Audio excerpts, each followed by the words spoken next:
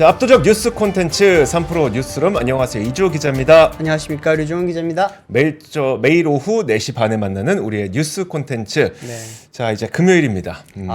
벌써 금요일인지 자. 이제 금요일인지 모르겠지만 어쨌든 금요일은 항상 기분이 좋은 것 같습니다. 자, 여러분들도 이번 주 한 주 동안 너무 고생 많으셨고요. 오늘만 잘 버티면 이제 또 오늘 저녁부터 또 신나게 놀 수 있는 날이 그렇죠. 기다리고 있습니다. 네. 힘내시고, 자, 저희도 뉴스룸도 좀 재미있게 이야기들을 하나씩 진행해 보도록 하겠습니다. 네. 자, 첫 번째 뉴스부터 한번 볼까요? 자, 첫 번째 뉴스 헤드라인 한번 열어주시죠.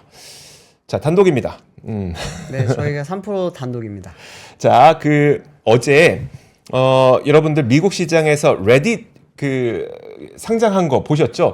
난리 났었는데. 화면 한번 보여주세요. 네. 어느 정도 올랐는지 하루 만에 48% 넘게 급등을 했습니다. 와. 지금 제가 조금 전에 캡처했는데 보통 이렇게 급등하고 나면은 시간외 거래에서 또 급락이 나오기도 하거든요. 그렇죠. 아직 급락 안 나오고 있습니다. 오른편에 이제 시간외 거래 보이시죠? 0.28% 하락 정도밖에 안 나오고 있어요. 자, 이렇게 급등을 했는데 이 남의 일이냐? 사실 우리나라에서도 레딧에 청약을 하신 분들이 좀 계십니다. 우리도 살 수 있는 거예요?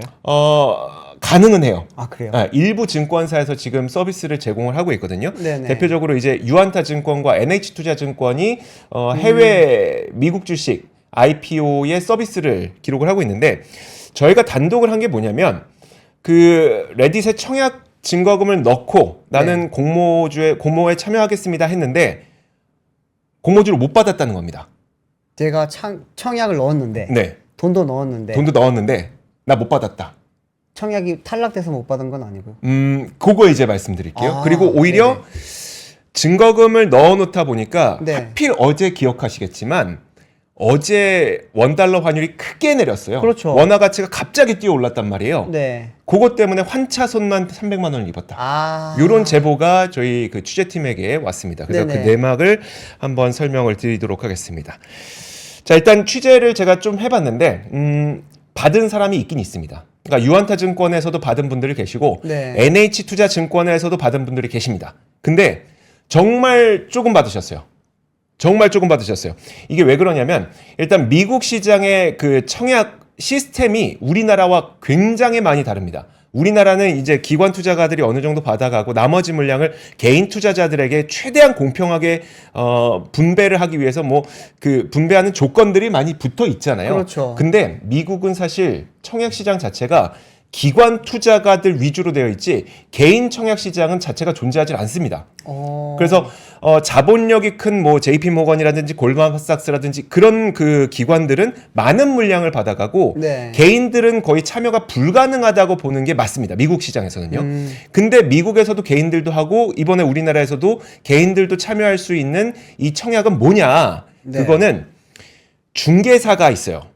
그러니까 이번에 참여한 우리나라 중개사는 클릭 IPO라고 하는 기업이거든요. 네. 이 중개사가 있고 이 중개사가 일종의 기관이잖아요. 그쵸. 그럼 그 기관이 일정 물량을 받아옵니다. 네. 그럼 그 받아온 물량을 갖고 한국에 있는 증권사들에게 이렇게 물량을 분배하는 그런 시스템을 갖고 있는데 여기에서 사실 유안타라든지 NH투자증권이라든지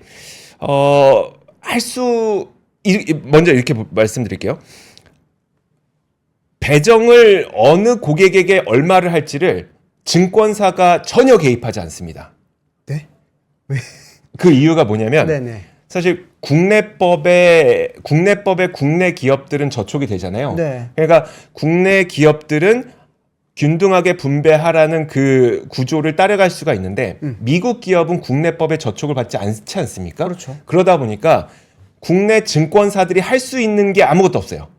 법이 없으니까 할 수 있는 게 없어요. 그러니까 법이 없어서 아무거나 해도 되는 게 아니라 네. 법이 없으니까 아무것도 할 수 못하겠지. 없어요. 네, 아무것도 할 수 없어서 어떤 식으로 하냐면 중개사가 있으면 그 중개사에게 증권사는 고객을 모으고 고객의 청약 금액을 받아서 리스트를 이 중개사에게 넘기는 중개 역할만 합니다. 네네. 그러면 이 넘어간 그 리스트를 대상으로 중개사가 유안타증권 몇 번 고객, NH투자증권 몇 번 고객에게 몇 개의 물량을 배정할지는 중개사가 결정을 해요. 네.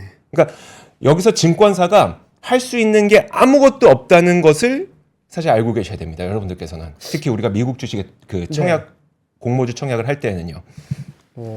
잘 모를 것 같아요. 사실 국내 청약에 사람들이 익숙하다 보니까 네. 우리가 받을 수 있는 물량이 당연히 있을 거라고 생각을 하고 또 이제 증권사에서 책임을 질 거라고 생각을 하고 다들 그렇죠. 청약을 할 것 같거든요. 그렇죠. 사실 그게 좀 분명하게 아쉬운 점이 거기서 나타나는 겁니다. 그러니까 네.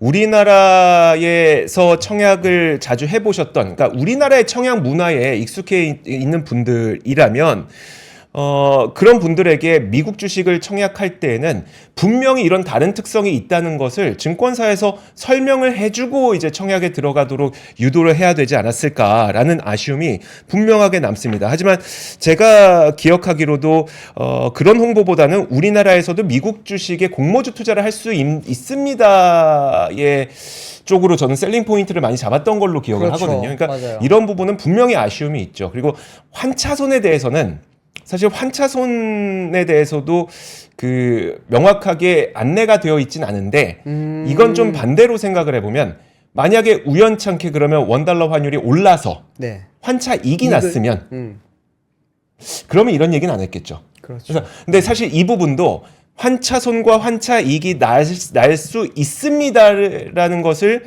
고객에게 인지시켜주는 것과 인지시켜주지 않는 것은 사실 이것도 마찬가지로 증권사의 책임이긴 합니다. 맞습니다. 어쨌든 이제 네. 고객이 우리나라 국민인 거고 고객이 우리나라 투자자라면 그 고객을 대상으로 어떤 업무를 진행할 때에는 분명히 책임 있는 그 고지를 해야 되겠죠. 그런 부분은 분명히 아쉽긴 합니다만 사실 구조적으로 미국 주식 IPO는 사실 우리나라에서 증권사들이 할 수 있는 부분은 거의 없다고 보시는 게 네. 맞을 것 같습니다. 그래서 사실 저는 이런 그 생각이 들었어요. 그럼 이런 미국 주식의 특성상 만약에 우리가 청약을 했어요. 근데 청약으로 공모주를 많이 받았습니다. 네네. 많이 받았다는 거는 인기가 없는 주식일 가능성이 높겠죠. 왜냐하면 그렇죠. JP 모건이라든지 골드만삭스도 안 가져간 주식이니까. 우리가 많이 남았으니까. 많이 남았으니까 받겠죠.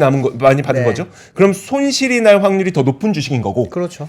그리고 만약에 인기가 많은 주식이다. 나도 내가 생각해도 이거 잘 될 것 같아. 인기가 많은 공모주의 경우에는 못 받을 가능성이 높고. 그렇죠.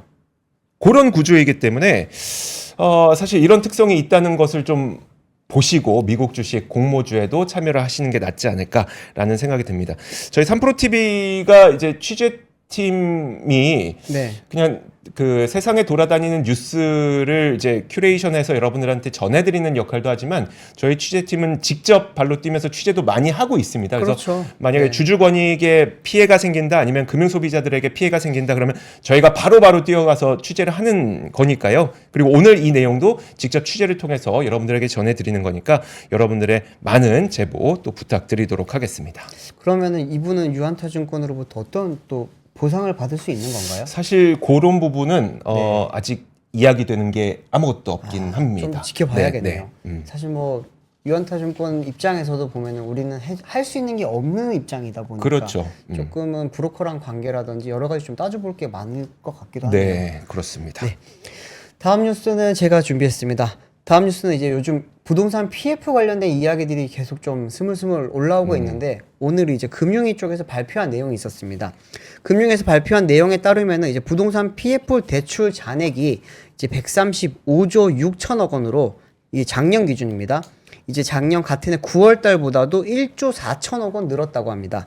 이게 연말 기준으로 봤을 때 이제 한 분기 동안에 1조 4천억 원이 늘면서 이제 135조가 됐다고 합니다. 네. 여기에는 이제 구성하고 있는 것들 좀 표를 보여주시면 좋을 것 같은데요. 이제 보험이 이제 1조 3천억 원, 그리고 상호금융이 3천억 원 정도가 줄었고요. 은행 같은 경우에는 1조 8천억 원, 증권은 1조 5천억 원이 더 늘었습니다. 그러다 보니까 이제 이렇게 줄고 늘고 하면서 이번에 1조 4천억 원에 늘면서 지금 135조 6천억 원인데 이게 거의 지금 역대 최대 금요 수준이라고 하고요.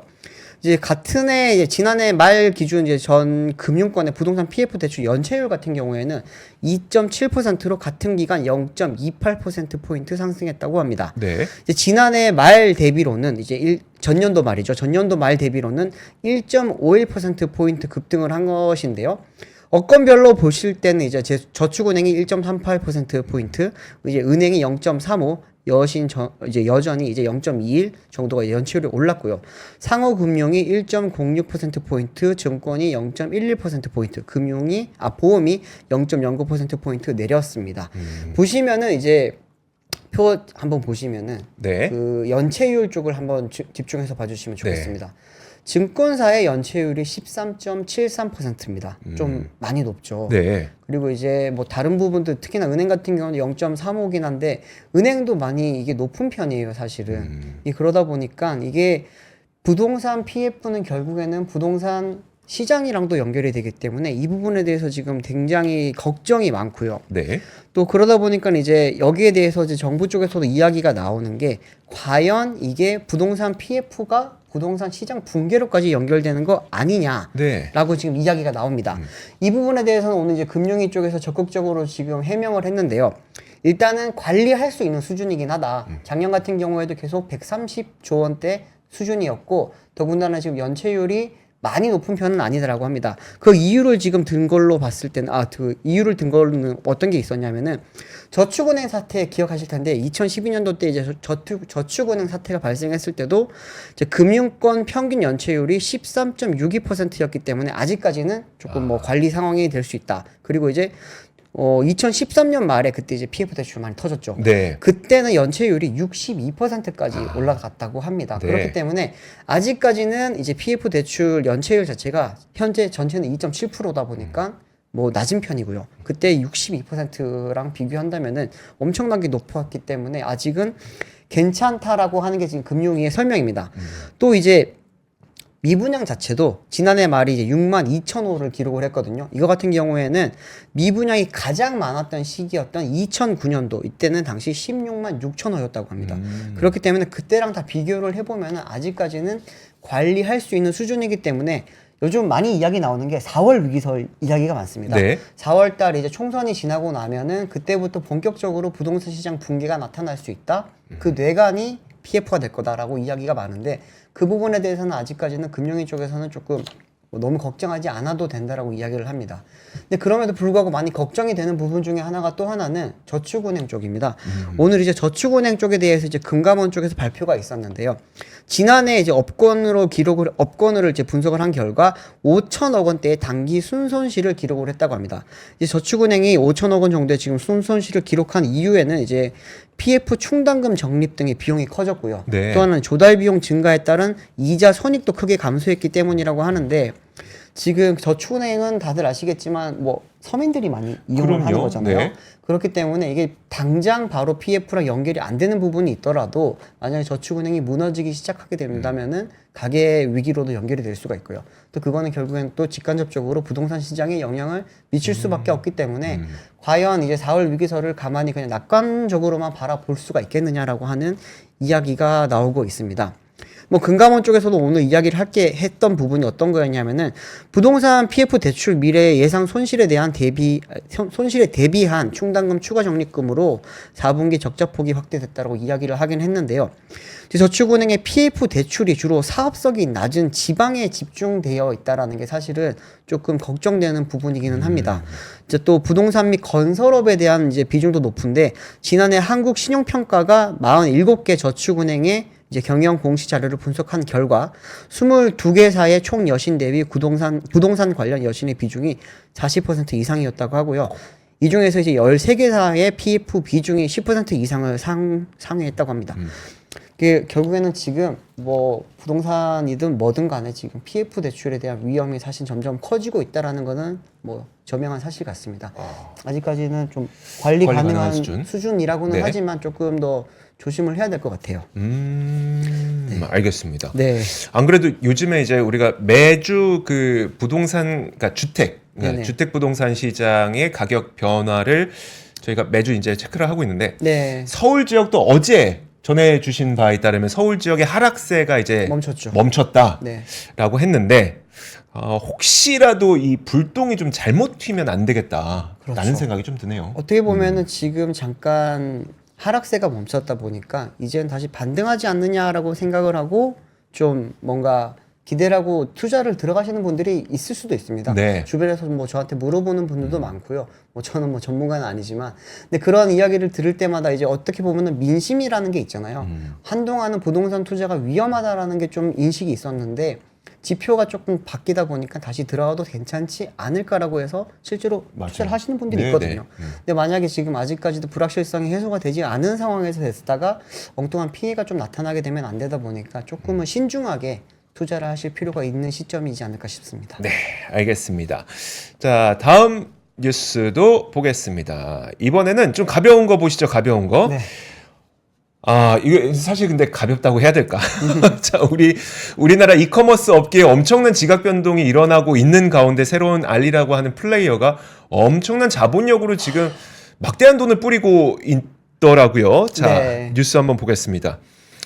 그 알리익스프레스에서 거의 100만 원짜리 쿠폰을 남발하고 있다고 합니다. 그래서 총 뿌린 금액이 뭐 10억 원이 넘는다고 하는데, 그래서 실제로 뭐 인증샷이 올라온 게 저 이번에 에어팟 2개하고 에어팟 거의 30만 원 넘죠. 그렇죠. 예, 근데 이 에어팟 2개하고 뭐 그 모니터 샀는데 100만 원 쿠폰 쓰니까 저 2만 원 들었어요. 뭐 이런 인증샷도 올라오고 있다고 해서 굉장히 또 핫한 뉴스가 되고 있습니다.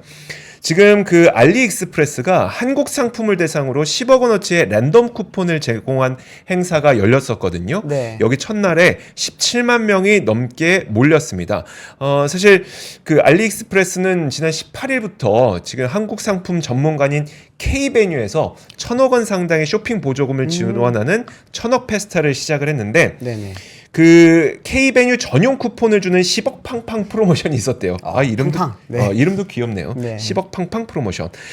자, 여기에서 뭐 1,350원짜리 쿠폰도 있고 만 원짜리, 10만 원짜리, 30만 원짜리, 100만 원짜리 이렇게 있는데 이런 쿠폰을 실제로 제공을 했다고 합니다. 사실 우리가 쿠폰 제공한다고 하면 뭐 알고 보면 만 원인데 최대 금액 뭐 얼마 막 제한해놓고 이런 거 있잖아요. 맞아요. 다 만 원짜리인데 만 원 다 못 쓰고. 뭐, 예. 10만 원 쿠폰인데 10만 원 다 못 쓰고. 그쵸? 그런 게 많죠. 대부분 그런 게 많았잖아요. 근데 네. 알리는 이걸 다 쓸 수 있었나 봅니다. 아. 자, 그래서 그러니까 이거 사진 네. 한번 준비했는데 요즘에 그 지금 인터넷에서 많이 나오고 있는 게 뭐냐면 자, 왼쪽에 보세요. K베뉴 전용 상품 100만 원짜리 쿠폰 샀더니 네. 이게 총 매입 상품 금액이 136만 원이었어요. 네네. 100만 원 할인 받고 나니까 36만 원을 결제했다. 진짜 100만 원 할인해 주는 거예요. 100만 원 할인해 주.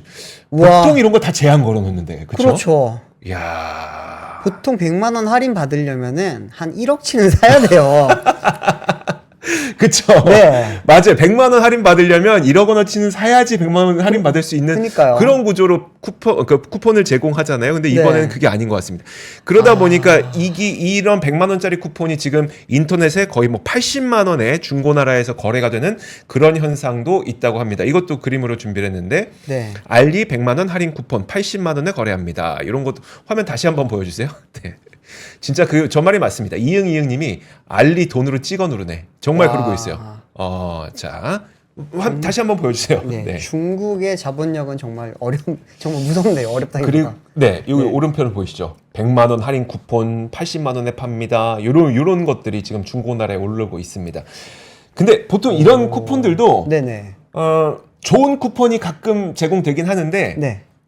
겨우 전국에 한 명 있을까 말까 그렇죠. 하잖아요. 이번에 그 물량을 조사해봤거든요. 100만 원 쿠폰이 111개, 111개. 그 다음에 30만 원 쿠폰도 111개, 10만 원 쿠폰도 111개씩 뿌렸다고 합니다. 진짜 돈으로 찍어 누르는 거죠. 111개의 이유가 있을까요? 1을 아닌데 그러게. 거기는 1을 좋아하는 나라가 광군제. 아닌데. 11월. 광군제가 11월 11일이잖아요. 네.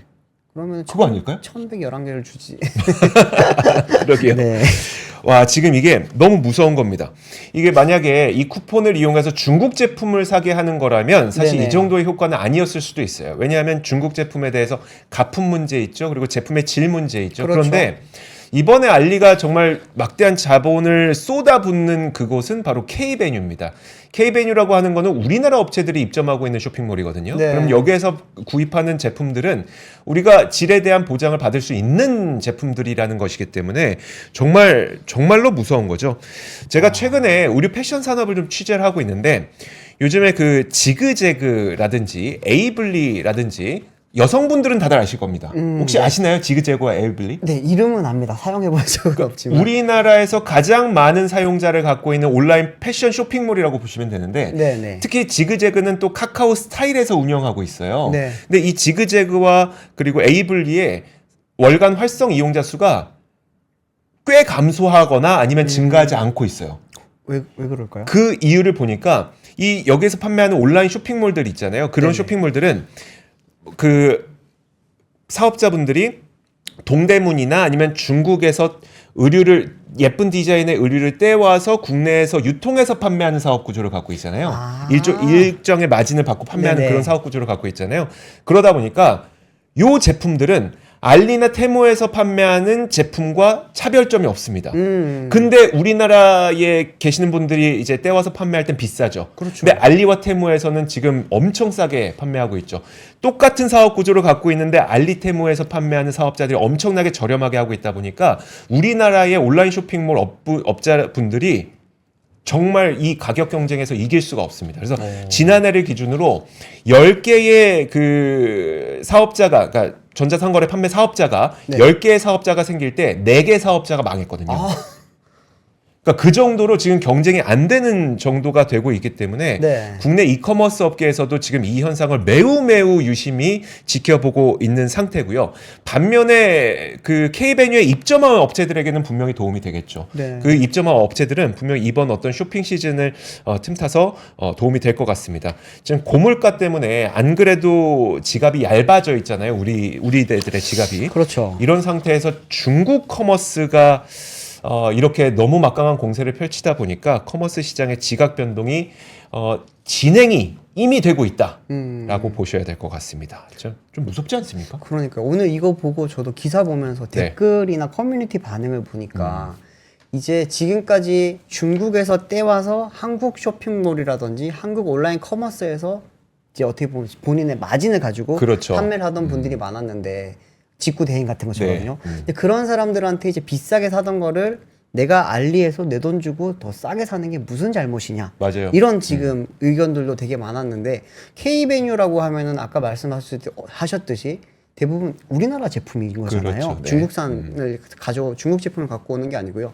이렇게 되면은 결국에는 본인이 이득을 보는 것도 있겠지만 그것보다도 국내 어떻게 보면은 이커머스 산업 자체가 네. 어떻게 보면은 굉장히 큰 위기를 맞을 수도 있지 않을까. 최근 들어서 저희가 뭐 알리테무 이야기를 좀 많이 하기는 하는데 그만큼 지금 정말 뜨거운 이슈가 되고 있다라는 의미입니다. 저희도 지금 매일 계속 뉴스 서칭을 하다 보면은 관련된 이야기들이 끊임없이 나오고요. 매일 나와요. 그러니까 매일 사실 새롭고요. 근데 이것 때문에 만약에 쿠팡이 그 우리 쿠팡에서 일하고 있는 셀러분들에게 네네. 또 적극적으로 지원을 해서 우리 셀러분들이 쿠팡에서 더 많이 팔 수 있게 한다든지 네. 그 지원 덕분에 소비자들이 쿠팡에서 구매하는 어떤 제품들이 조금 더 저렴해진다든지 네. 이런 부분이 생긴다면 사실 이걸 나쁘게 볼 수만은 없는 그렇죠. 거겠죠. 경쟁은 가격을 낮출 수 있으니까. 그러니까요. 네. 예. 좀 그런 좀 좋은 효과가 있었으면 좋겠는데 제발 내 개인 정보는 빼가지 않았으면 좋겠다는 이런 그 반반의 감정. 그렇죠. 양가 감정이 좀 들게 됩니다. 무서워서 아직 쓰지도 못하고 있습니다. 저도 그래요. 자, 다음 소식 한번 볼까요? 네, 다음 소식 제가 준비했습니다. 다음 소식은 이제 KF-21이라고 혹시 들어보신 적 있으신가요? 뭐죠? 예. 네, 국내 초음속 전투기 이름인데요. 네. 네, 제가 이 부분에 대해서 한 10년 전부터 그때 한창 항공 쪽을 출입을 하면서 그때 취재를 했었는데 그때 당시에 뭐 보잉이 대한항공과 들어오려고 했다가 못 들어오게 했던 그런 이야기 제가 또 단독으로 또 한번 써본 적도 있고요. 네. 근데 결국에는 지금 카이가 국내 이제 기업인 카이가 수주를 해서 지금까지 개발을 했고 이제 올해부터는 양산에 들어갈 계획입니다. 네. 근데 이제 원래 당초에는 이제 올해부터 40대를 양산을 해서 공급할 계획이었는데요. 이제 그 부분에 대해서 방위산업연구원 쪽에서 이제 뭔가 아직까지 완벽하지 않으니까 이제 2024년에는 20대만 생산을 해서 공급을 하고 그 다음에 20대를 다시 추가적으로 양산을 하는 방안을 논의를 합시다. 네. 라고 하면서 그때 이제 굉장히 좀 논란이 심했습니다, 작년에. 근데 이 부분에 대해서는 이제 올해 초에 국방부에서는, 방위사업청 쪽에서는 이제 아니다, 우리는 이제 40대를 다 양산을 해서 계획대로 가겠다라고 이야기를 네. 했거든요.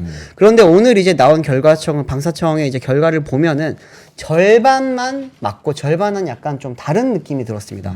왜냐하면은 이제 이 KF-21 자체를 올해 20대를 도입을 하고 네. 내년에 추가적으로 20대를 도입을 한다라는 말이에요. 약간 말이 조금 애매하게 들리시죠? 올해 20대, 내년에 20대. 네. 이게 뭐가 다르냐면은 이제 그 방위산업연구원에서 지적을 했던 거는 뭐냐면은 20대를 양산을 확정을 하고 네. 나머지 20대는 상황을 보고 후년에 네. 다시 생산을 합시다라는 거였고요.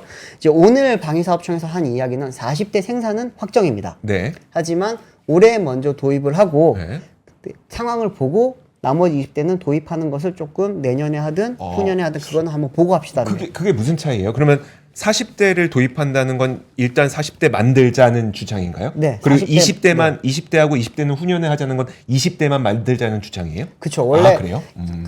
연구원 쪽에서 지정했던 거는 20대는 생산을 확정, 네. 나머지 20대는 약간 미정이었고요. 근데 오늘 방사청에서 이야기한 거는 40대 모두 확정인데 네. 도입 시기에 따라서 조금 달라진다. 근데 뭐 많은 분들이 이 부분에 대해서 이제 뭐 조선모사 같다라는 네네. 이야기를 하시기는 하는데 단가가 달라집니다. 뭐냐 하면은 이제 KF21 같은 경우에는 지금 생산 단가가 한 800에서 1000억 정도로 지금 이야기가 나오는데 네. 40대를 한 번에 다 주문을 넣을 경우에는 네. 888억 원에 지금 양산을 할 수가 있고요. 네. 20대만 넣으면 1000억에 지금 양산을 해야 된다고 합니다. 단가 때문에. 근데 그러다 보니까 이제 작년에 20대 이야기가 나왔을 때는 어떻게 보면은 방사청의 부담도 커지고요. 네. 국방비 예산 입장에서도 많이 좀 오히려 쉽게 생각하면 120억 원을 더 내고 사야 되는 거잖아요. 그러니까요. 그런 부분에서 조금 손해를 보는 것도 있고 또 하나는 KF21을 지금 만들기 위해서는 밑에 뭐 몇백 개의 지금 그 부품업체라든지 하청업체들이 붙어 있거든요. 네. 근데 20개만 확정이 되고 나머지 20개가 확정이 안 될 경우에는 이 나머지 20개 부분에 대해서 하청업체들이 받을 피해가 되게 있을 수가 있습니다. 근데 그 부분을 고려를 다 해서 오늘 방사청에서는 40대 양산은 확정. 하지만 올해는 20대만 물량을 도입을 하고 내년에 다시 한번 상황을 보고 또 도입을 하자고 이야기가 나왔습니다. 근데 이게 뭐 20대, 20대 이야기가 나오게 된 여러 가지 이유 중에 하나가 KF-21이 뭐 아주 뛰어난 전투기입니다, 지금. 뭐 중급기긴 한데 미사일이라든지 그런 무기를 장착을 했을 때 성능이 아직까지 완벽하게 뭐 입증이 안 됐다. 이런 이야기가 나오면서 그때 이제 당시에 좀 논란이 많이 됐었는데 그때 뭐 많은 분들이 이야기를 했던 게 뭐냐면은 우리가 굉장한 많은 지금 뭐 7조 원인가 들여서 만든 그런 네. 전투기거든요. 수출도 많이 해야 돼요. 네. 근데 이걸 이렇게 안 좋다라고 공식적으로 정부가 입장을 말하는 게 맞냐라고 이야기를 했는데 또 뭐 안 좋다라는 것도 아니고 안 좋을 수 있다라는 이야기였거든요. 네. 괜히 이렇게 우리가 좀 긁어부스럼 만드는 게 아니냐라는 이야기가 있었는데 어쨌든 뭐 40대가 확정이 됐기 때문에 그 부분에 대한 좀 걱정은 덜 수가 있게 됐는데 카이 쪽에서는 약간 좀 안 좋죠.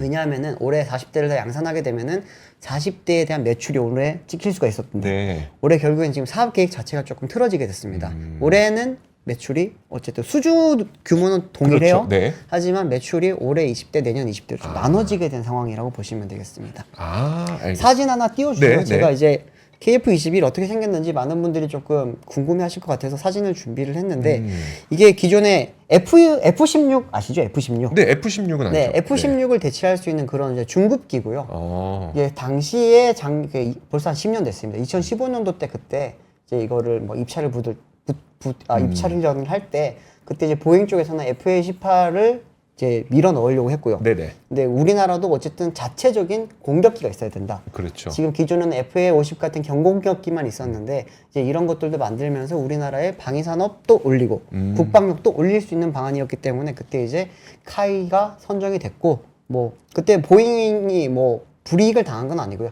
보잉이 이제 자체적으로 포기를 했었습니다. 그때 네. 당시에는. 네.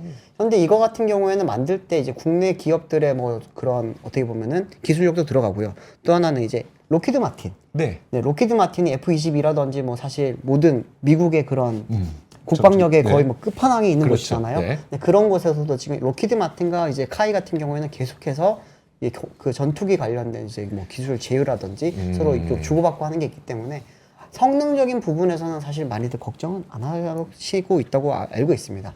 네. 알겠습니다. 잘 되면 좋겠어요, 저는 사실. 그러게요. 그러니까 이게 어떻게 결정되느냐에 따라 카이의 이제 매출과 실적 자체가 좀 변동이 좀 생길 수 있다는 그렇죠. 거네요. 네. 알겠습니다.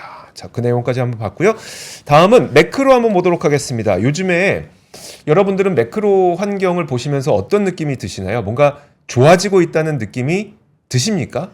어떻습니까, 유정훈 기자님요? 저는 잘 모르겠습니다. 아, 사실. 그래요? 네, 잘 좋아지는 느낌이 별로 없어서. 근데 확실히 중앙은행들의 기조가 이제는 긴축에서 완화 쪽으로 조금씩 이렇게 고개를 틀고 있다는 느낌만은 분명하게 좀 드는 것 같습니다. 네. 일단 며칠 전에 있었던 미국 FOMC만 보더라도 사실 그 올해 세 차례의 금리 인하를 다시 한번 재확인했잖아요. 그렇죠. 그건 그만큼 이제 금리 인하 시기가 거의 다 왔다는 그런 것으로 시장에선 받아들이게 됐었고, 그리고 영국에서도 지금 동결 회의 결과를 보더라도 기준금리를 동결하긴 했습니다만 금리 인상을 주장하던 위원들이 이전 회의에서는 있었거든요. 2명이 있었는데 그 금리 인상을 주장하던 위원이 아예 사라져 버렸습니다. 그만큼 더 이상 인상 기조는 가지 않겠구나라고 하는 것을 어느 정도 트렌드가 바뀌었다는 것을 확인할 수가 있고, 또 한 가지 이제 스위스에서는 이게 약간 놀라웠었는데 스위스 국립은행이 이날 시장의 동결 예상을 깨고 서방 주요국 가운데 처음으로 금리 인하를 단행했습니다. 그래서 금리를 1.5%로 0.25%포인트 내렸는데 지난 2년 반의 인플레이션과 싸움이 효과를 발휘한 덕분에 금리 인하가 가능했다고 평가했습니다. 사실 그 주요 선진국들은 정확한 시점은 아니더라도 이 트렌드는 거의 비슷하게 맞춰가잖아요. 그리고 우리가 겪었었던 그 물가 상승의 원인이 공급망 문제였었기 때문에 이거는 일본이나 중국을 제외하고는 대부분의 국가가 똑같이 물가 상승을 겪었고 거의 비슷한 시기에 금리 인상 기조를 펴왔기 때문에 지금 선진국들이 금리를 더 이상 인상하지 않고 동결하거나 인하의 시그널을 주고 있다는 것은 분명히 중앙은행들의 금리가 이제 금리 결정이 이제는 더 이상 인상이 아니라 이제 인하 쪽으로 방향을 틀고 있구나라는 분위기만은 확실히 감지가 되고 있는 것 같습니다. 하지만 그럼에도 불구하고 경고의 목소리도 있긴 있는데 그 레리 서머스 전 미국 재무장관 있잖아요. 그 연준이 이렇게 금리 인하 신호를 보내는 건 이건 굉장히 나쁜 버릇이다. 네. 이렇게 해서는 안 된다. 왜 지금 서둘러 가속 페달을 밟으려고 하냐라고 비판을 하기도 했습니다. 물론 이런 비판이 있긴 하지만 어쨌든 중앙은행들은 지금 고개를 돌리고 있다는 것만은 분명해 보입니다. 제가 사진을 잘못 가져와서 죄송합니다. 왜요? 네, 제가 FKV21 가져왔어야 되는데 지금 랩터 사진을 가져온 것 같아요. 이게 랩터예요? 네, 제가 급하게 준비를 하다 보니까 네. 죄송합니다.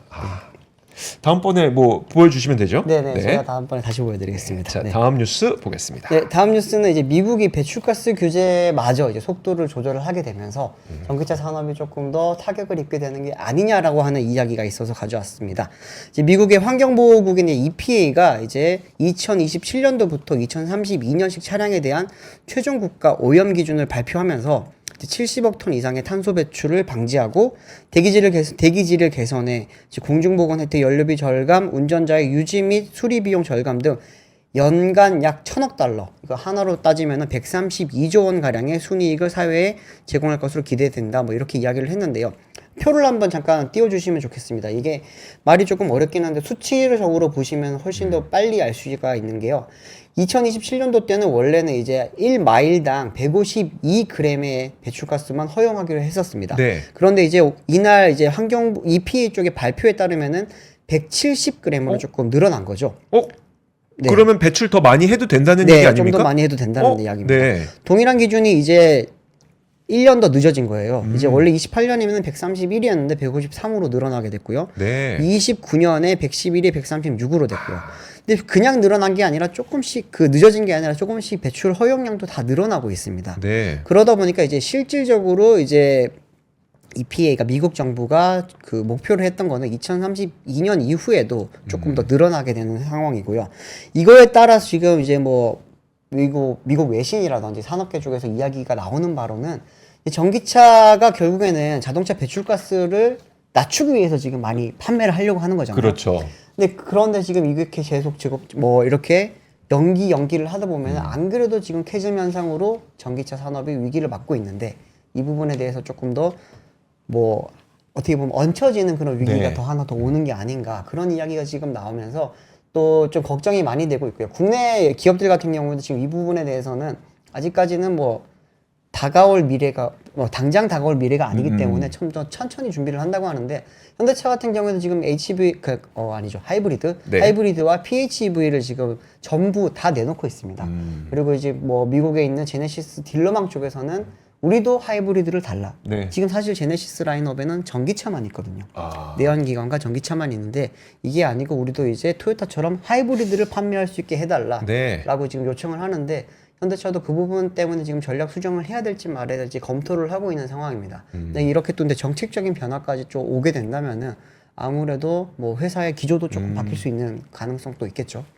그러면 이제 이 기준에 맞춘다면은 예를 들어 그 어떤 자동차 회사가 총 10대의 자동차를 만들어 판매하는데 네네. 옛날 기준에 맞추려면 그 3대만 내연기관차를 만들고 나머지 7대를 전기차를 만들어야 이 기준을 맞출 수 있었다면 네네. 이제는 4대의 내연기관차를 만들고 전기차는 6대만 만들어도 이 기준을 맞출 수 있다는 거네요. 어느 정도 그렇게 볼 수 있는 거예요. 내연기관과 하이브리드는 조금 더 팔리고 전기차를 좀 덜 만들 수 있다는 얘기네요. 그렇죠. 네.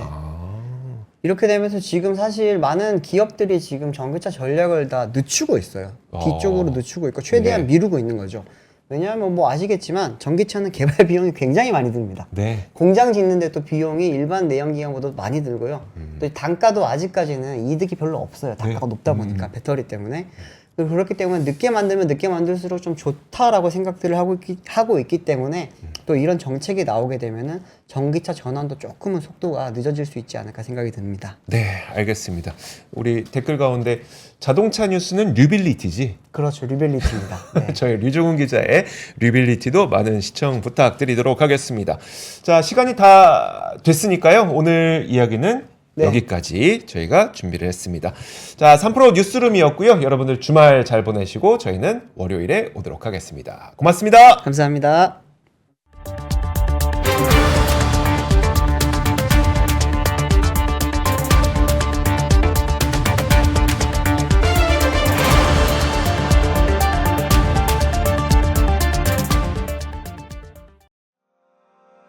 장 시작 전부터 종료까지 쏟아지는 수많은 뉴스와 정보들. 이 중에서 어떤 것이 투자에 정말 도움이 되는 정보일까요? 3프로의 증시 셔터맨 박근영 마스터가 직접 정보를 선별하고 투자의 힌트를 드립니다.